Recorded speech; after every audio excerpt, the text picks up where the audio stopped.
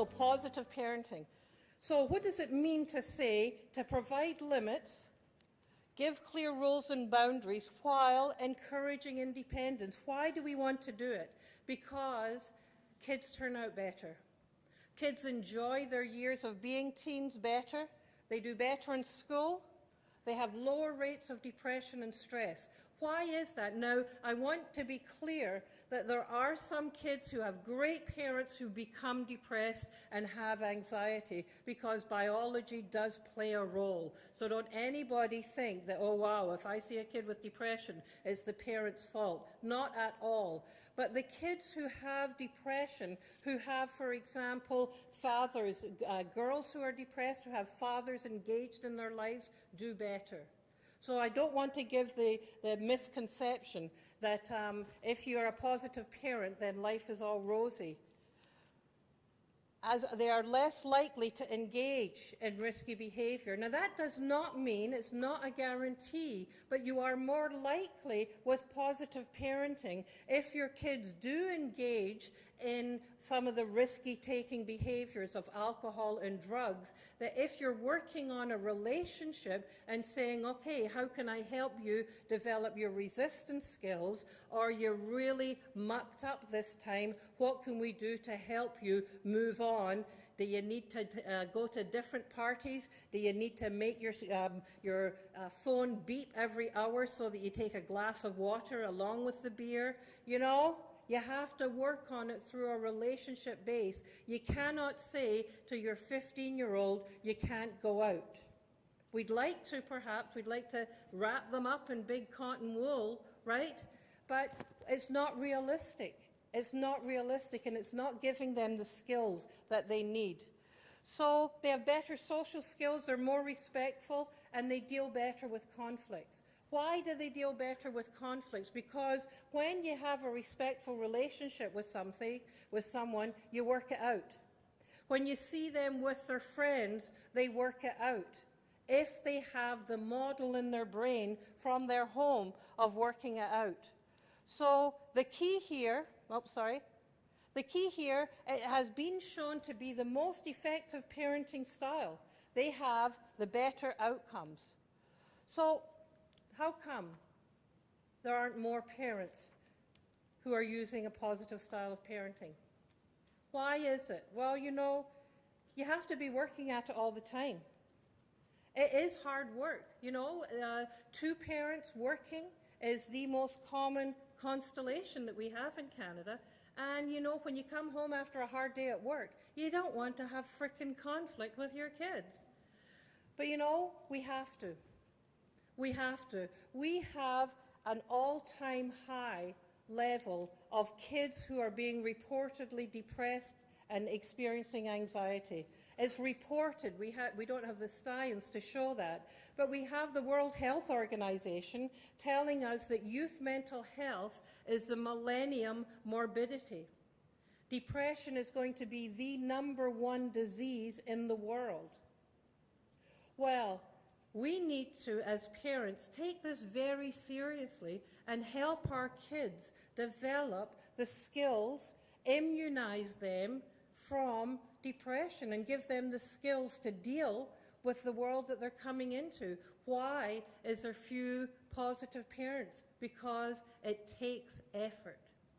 It takes effort. In the world that we live in, do we value kids enough to make that effort? We sure as heck love them enough, but it takes time. It takes consistency to do it. So it means that we really need to determine within our family what are the rules. How many of you, as couples, as parents, have actually stopped and thought and talked about what is it that we want for our kids? You've thought about your financial planning and how you're going to pay off your mortgage, but have you thought about how are we going to help our kids be the best that they can be? Have you stopped to think about what are the conditions that raise great kids? You know what I mean? So we do all of these things, but we don't spend as much time doing this, and then the kids do what kids do And we go, oh my God, I have to go to that talk. I hear that Clinton person's coming, right? But we need to be thinking about it every single day. So we need to be thinking about firm rules. What are the rules that are no ifs, ands, or buts in terms of the family, right? And most of them should be about physical or emotional health and safety. So we need to have, when you're in the car, you've got a seatbelt on. When you're skiing, you've got a helmet on. There are some rules that they are just firm, and the kids go along with them. They say, yeah, you know what, that makes sense. There are other rules, and this is where families get in trouble, that are more flexible. So I've had parents in my practice who have gone absolutely nuts about their kids making their hair purple or stand up on end or something. They want to be in control of the kids' behavior. Now, the kids are out at 11:30, 12 o'clock at night. They don't mind about that, but they're really freaked out about the hair. And so what we do is we walk through what are the really important things that you want to see for your child. And very often they say, man, I'm getting bugged about all the wrong things. I'm getting bugged about all the wrong things. So some rules are open for discussion and can be negotiated, such as if you've got a 12 and a 14-year-old, there you're going to have the conversation about why do we have to go to bed at the same time, right? And so in a positive parenting relationship, you talk about that and you get to yes. You get to yes. You don't make the 14-year-old feel badly. Oh, your little brother's going to be so sad if he gets to stay up later. Are you kidding? How to create sibling rivalry without trying too hard. So there are some rules that are more flexible. You have, for your 16-year-old, you have an 11 o'clock or a 10 o'clock curfew. But you know what, Mum? There's this thing coming up, and really the parents are going to be there, but the end of the show is not until 11. Right? The brick wall family says there's no frickin' way. This is when we say, come home. The positive parent says, okay, well, let's negotiate this. All right, you're going to be home and you're going to text me when you're on your way. One of the problems that my friend who's a family physician is seeing more and more of is kids calling home, and they're 17 or 18. They're calling home and they're saying, Dad, I'm going to be a bit late because my ride isn't here yet.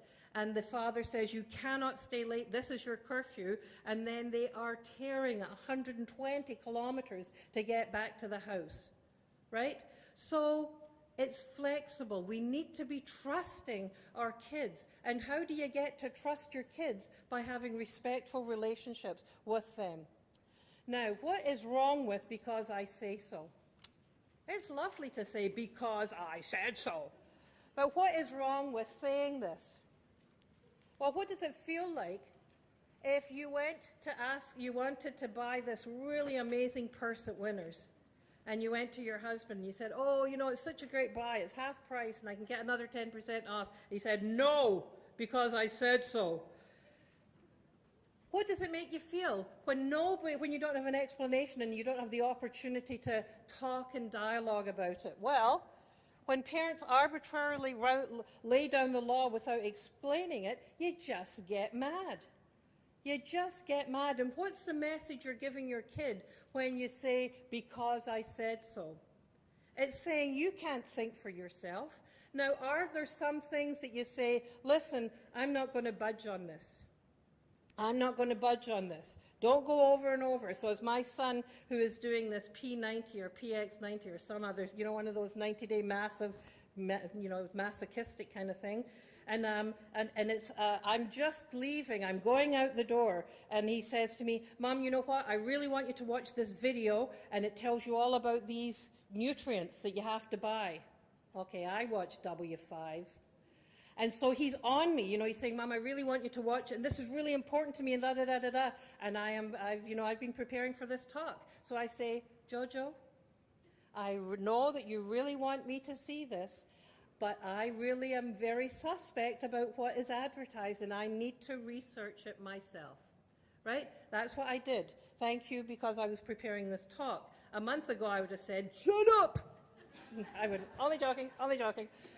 But I'm saying to him, listen, I'm not saying because I said so, I'm saying I have great doubts about this. I'm going to look at it, yes, when I have time. You get the kind of drift? So because I say so, just imagine. Now, does it mean that you don't lay down the law? Not at all. You absolutely have high expectations and clear expectations. So keep your rules and expectations clear. One of the keys is say no infrequently. Say no infrequently. Now that is a simple statement, but when you look at the layers of it, you want to be in the habit, when your kids ask you something, to be having a positive attitude of, well, let me think about that, or, okay, some of us instinctively say no first, right? Mum, I want to go out and play with my friends and I'll be a bit late. No. How about, okay, wait a second, so that's a bit different than what we usually do, so tell me what's up, what's going on. We have to think about what rules are really important and what are less. So the rules and expectations are clear, but they're not excessive. They're not excessive. In our family, we don't have very many rules. I'm very strict, but we don't have very many rules. So a big one is be kind. Be kind. You can't insult. There's no hitting in the house. Not many rules. But they're very, very clear. So, what rules make my teens rebel? So the rules that will make kids rebel are the rules that don't make any frickin' sense. Oh, funny thing that is. So most teens appreciate having rules. They, in surveys that are done, knowing what's expected of me is one of the things that kids say they really like. So kids expect rules, and in fact what we see as you look at the developmental assets is that kids that know what's expected of them, what's in bounds and out of bounds behaviour, do far better. But the rules have to make sense. The rules have to make sense. And so the little key down here is that rules are one way to let the kids know you care. In the unengaged parents, when those kids are spoken to, they say that, you know, my parents don't give a crapola about me. Why do they think that their parents don't care about them? Because whether they're there or not makes no difference. Whether they do well or not makes no difference. So attending school, doing the best that you can, being kind, having those kind of rules